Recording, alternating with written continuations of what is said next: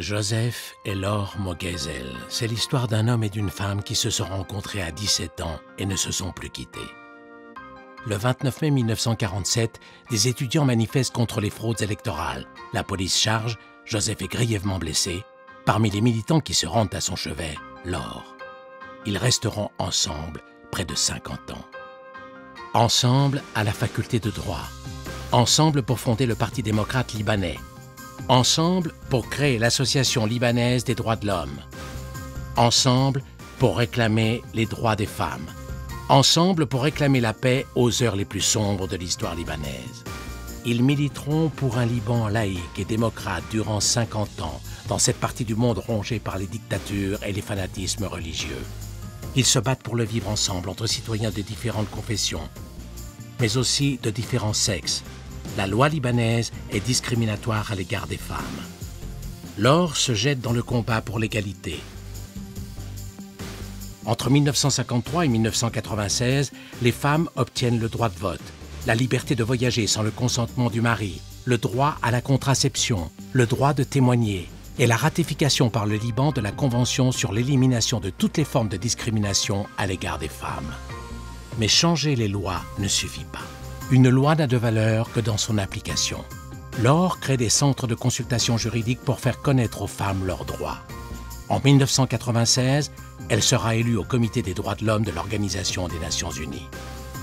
Les histoires d'amour ne sont pas faites pour être dévoilées, mais celle-ci est intimement liée à l'histoire d'un pays. Au Liban, on est chrétien ou musulman avant d'être citoyen. Comment construire un pays sur cette base? Joseph contribue à développer une identité arabe laïque et fonde en 1972 avec Laure et un groupe de militants de toutes confessions le Parti démocrate. Ensemble, en pleine guerre civile, Joseph et Laure organisent sans relâche des manifestations contre la violence. En 1978, ils invitent les Libanais, chrétiens et musulmans, à donner leur sang, puis à se regrouper sur la ligne de démarcation de Beyrouth pour échanger les poches de sang collectées. En 1980, ils organisent une marche qui traverse le Liban du nord au sud pour réclamer l'arrêt des combats. Cette marche, personne ne l'a oubliée.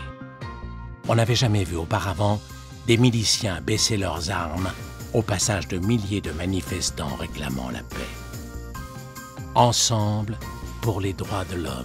Qu'importe s'ils sont à contre-courant de ce qui se passe dans le monde arabe, s'ils ne sont qu'une poignée à y croire.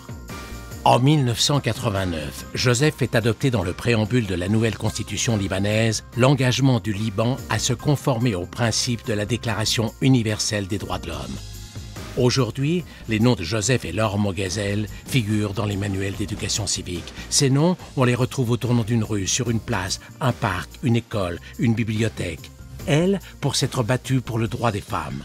Lui, pour la laïcité et la démocratie. Tous les deux, ensemble, pour le bien commun, pour les droits des hommes.